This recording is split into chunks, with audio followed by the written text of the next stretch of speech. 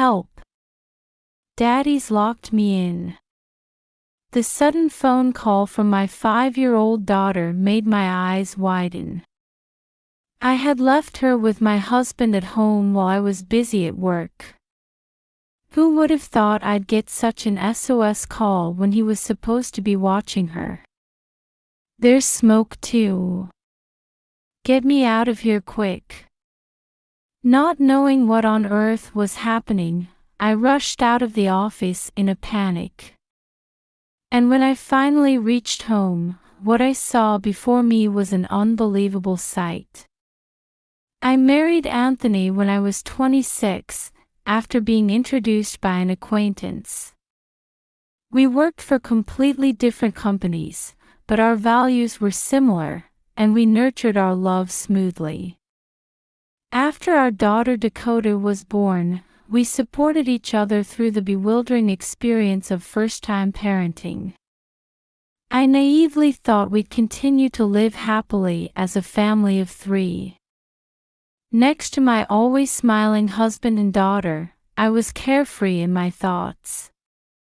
However, around our 6th year of marriage, dark clouds began to loom over our peaceful daily life.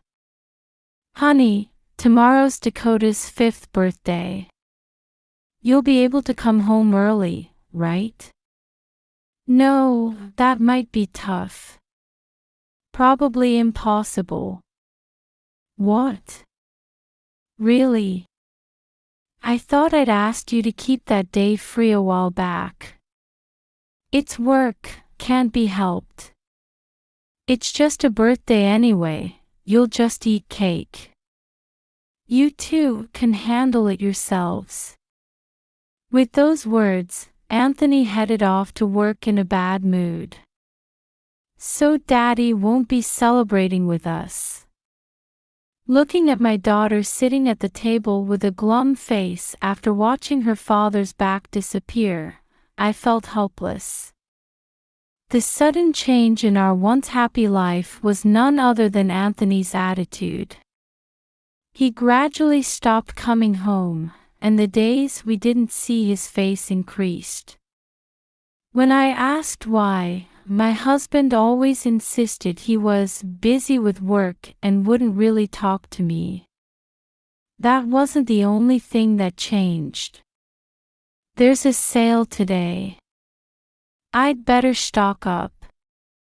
After dropping Dakota off at daycare, I sighed as I took out my notebook from my pocket.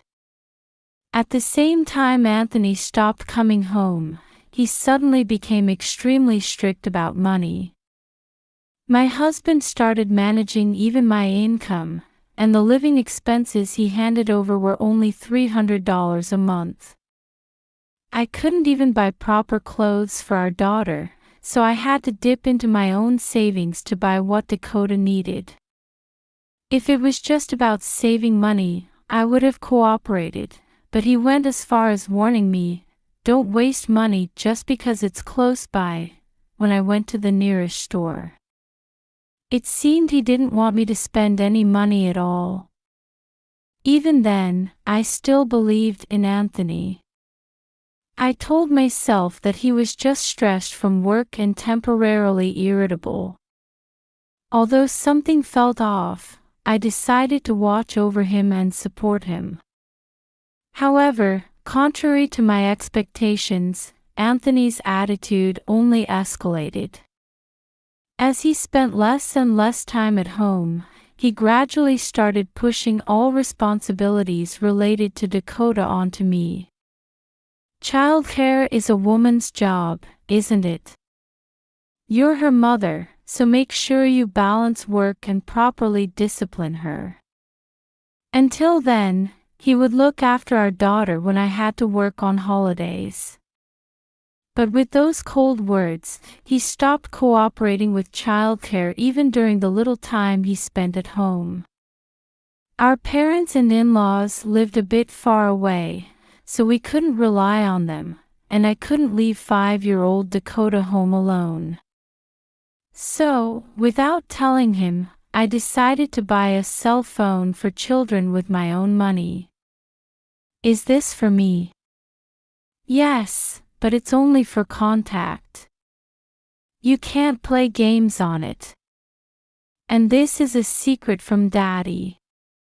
If anything happens, call Mommy, okay? That's how I ensured our daughter's safety and decided to have her stay home alone only when absolutely necessary. Anthony's attitude continued to worsen after that. Not only was he never home, but for some reason, he started treating me with obvious disdain. I've been thinking for a while, but you really can't do anything, can you? I feel like I've been scammed, ending up with such a useless wife. How can you say such things? You're the one who chose me, aren't you? That's why I regret it. Please, just divorce me already. Every time we met, he would say hurtful things to me, overturn the food I'd made, and eventually even demanded a divorce. At first, I thought maybe I had done something wrong and tried to make amends with Anthony. But even when I asked for a reason, he wouldn't tell me anything and just shut himself in his room. What should I do? To be honest, my heart was close to breaking. Still, with little Dakota to think about, I vowed not to get divorced and kept trying to persuade him to reconsider. But looking back now, that might have been the worst decision. One day, an unimaginably terrible incident occurred. That day, there was trouble at work, and even though it was my day off, I suddenly had to go in. As usual, thinking I probably couldn't rely on Anthony, I was about to ask Dakota to stay home alone. But this time, he was different. I'll look after Dakota, so you go to work. It's urgent, right? Unusually, he didn't go out and offered to take care of our daughter himself. However, with the talk of divorce hanging in the air, I felt greatly confused and anxious about his sudden change in attitude. Still, I couldn't deny that his offer was helpful. Really? Then I'll leave her to you. Dakota, be a good girl, okay? Unaware of the tragedy that was about to unfold, I left our daughter with him and went to work. About an hour after I arrived at work, it happened. As I was working hard, trying to get back home as soon as possible, I received a phone call. When I checked, it was from Dakota, who was supposed to be with Anthony. What's wrong? I answered the phone quickly, feeling uneasy. The next moment, help. Daddy's locked me in. Those words jumping into my ear confused me. Dakota. What do you mean? I don't know, but there seems to be smoke too. Get me out of here quick. Hearing my daughter's cry, on the verge of tears, I found myself rushing out of the office and jumping into my car before I knew it. I didn't understand the situation well, but I knew Dakota wouldn't lie about something like this, and it was clearly an emergency. What on earth happened? What is Anthony doing? On my way home, I tried calling my husband while panicking, but he didn't answer at all. Soon, I started seeing fire trucks heading in the direction of our house, and my anxiety grew immensely. Dakota, please be safe. However, despite my prayers, an unbelievable sight was waiting for me when I reached our home. No, this can't be happening. The moment I got out of the car, I covered my mouth at the intense heat. Our house, which had been normal just a few hours ago, was now engulfed in bright red flames. For a moment, I was dumbfounded, but remembering my daughter who had been calling for help, I instinctively tried to rush towards the house. However, I was stopped by people around me and ended up falling to my knees on the spot, helpless. Dakota might be suffering in that sea of fire. How did this happen? As I muttered weakly, a cheerful ringtone sounded. Still in a daze, unable to accept reality, I picked up my phone and widened my eyes the moment I saw the screen.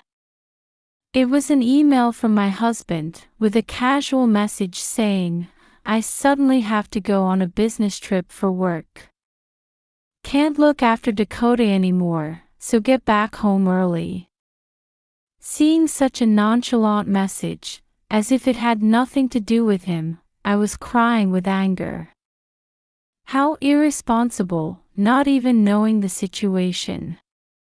Having lost our house filled with so many memories, and more importantly, my precious daughter, I felt a clear sense of hatred towards my husband for the first time. The next morning, I was standing in front of Anthony's workplace. At that time, I was shaking with anger like I had never experienced before. Until then, I had endured no matter how terribly he treated me. That was because I had convinced myself that if only I endured, it would be fine. However, thinking about the tragedy that had befallen our daughter, my sadness and anger were uncontrollable, and I couldn't possibly forgive his actions. I won't let him get away with this. After waiting for a few minutes, burning with anger, Anthony appeared in his familiar suit, heading to work. "Ha! Why are you here?" The moment he saw me, he stepped back, looking shocked. "Good morning." "Oh. Weren't you on a business trip?" I was just about to leave. I got a sudden call yesterday." Is Dakota doing okay?" As he stumbled over his words, piling up excuses, I felt my blood boiling. There was a fire, and our house burned down completely. "I see. That's unfortunate. So, what happened to Dakota?" His theatrical way of speaking finally made me snap. Anthony didn't seem to realize it yet, but by that time, I already knew the whole story of the incident. "How could she escape?" "You locked her in." Surprised by my sudden shout and the content of my words, Anthony stiffened. Glaring at him, I was recalling the events of the previous day. Dakota managed to survive. And I know everything you did now. Perhaps it was a blessing in disguise, but shortly after arriving at our burning home, I was informed by a paramedic that our daughter was safe. Although our house had burned down, a neighbor had discovered the fire and immediately called an ambulance. The fact that the source of the fire was far from the children's room where Dakota was also contributed to her survival. Dakota was injured but not life-threateningly, and was resting in the hospital. Besides our daughter, there was one more thing that survived the sea of fire. Actually, I bought a cell phone for children without telling you. Ha! What does that matter? I silently took Dakota's cell phone out of my bag and showed it to my husband. What survived along with our daughter was the children's cell phone. Apparently, Dakota had been secretly playing in her room, recording videos. And then, she was locked in from outside by Anthony. Everything you did to Dakota was clearly captured on video. Luckily, The remaining footage had recorded not only our daughter's desperate voice of resistance but also my husband's voice saying, "You stay here. Don't you dare come out." After doing such a thing, to even set the house on fire, it's truly unbelievable. Imagining again the fear our daughter must have experienced, I felt overwhelmed. How terrifying it must have been for her to be treated like that by her own father. However, even after such an irreparable situation, Anthony seemed intent on continuing to feign ignorance. "Wait a minute. Sure, I locked Dakota in the room, but that was to keep her from going outside on her own. Why are you blaming me for the fire too?" Surprisingly, instead of apologizing, he frowned and showed an irritated expression. However, it was too late for him to try to escape now. "You're still saying such things. We have all the evidence. You know there's a store behind our house, right?" At that moment, Anthony gasped, and I smirked. The source of the fire was in the backyard, so when I checked, the security camera installed at the store behind our house had captured Anthony setting fire to the house with gasoline and a lighter. Don't think you can get away with doing such a horrible thing. Still angry, I took a step closer to him. "Why did you do this in the first place?" Although what he did was absolutely unforgivable, if he had shown even a little remorse, my feelings might have softened somewhat. "It's because you have no charm as a wife." However, unbelievably, my husband doubled down and started excitedly explaining the circumstances. "I met my soulmate. A woman many times better than you." Anthony said he fell in love at first sight with a woman he met at a bar on his way home from work. He continued to approach her, and their relationship developed into something like lovers. My husband, who had become infatuated, lavished money on her and eventually even started thinking about marriage. That was probably why he stopped coming home, became harsh towards me, and kept pushing for divorce. "It's your fault for not agreeing to the divorce." Apparently, Anthony thought I couldn't bring myself to divorce because of our daughter when I stubbornly refused. So he decided to get rid of Dakota through the fire. Furthermore, he had lied about the business trip because he planned to stay at his mistress's house for a while, leaving me to handle everything like our daughter's funeral. I was planning to use the insurance money and fire insurance to spend on her. After spilling out all his true feelings, Anthony bit his lip, looking frustrated. He was probably just frustrated that his plan had been ruined, not feeling any remorse. As proof of that, Anthony suddenly glared at me. "You've ruined everything. What are you going to do about this?" And then, in a fit of rage, he reached out towards me with tremendous force, trying to attack me. However, we were right in front of his company. Probably sensing that something was unusual about our interaction, people around us had been watching the situation unfold. The moment Anthony grabbed my collar, a sharp male voice called out, "Stop that." Taking advantage of my husband's hesitation, several security guards rushed out from the company's entrance and quickly restrained him. "Stop it.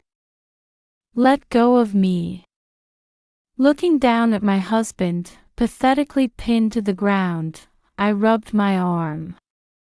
To think I had been living for years with such a terrifying person who burned down our house, tried to harm his own daughter, and then attempted to hurt me when he was found out, just the thought of it made my skin crawl. I had stayed with him for Dakota's sake all this time, but it turned out to be the opposite. For Dakota's sake too, stay away from us forever. At my words, Anthony finally gave up trying to escape and hung his head.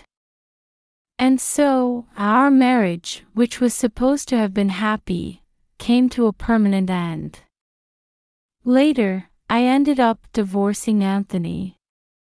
After being surrounded by security guards, he was taken to the police station and arrested on suspicion of arson. It was only natural, given the decisive evidence. Although Anthony won't be able to leave prison for a while, I don't intend to forgive him just for that. Currently, I'm demanding a total of $250,000 in damages from Anthony for 3 counts: burning down our house, endangering our daughter's life, and infidelity. From now on, Anthony will undoubtedly be unable to lead a decent life. On the other hand, I have moved into a new house with Dakota, who has recovered, and we're gradually regaining our peaceful life. From now on, I intend to watch over my daughter's growth in this new environment.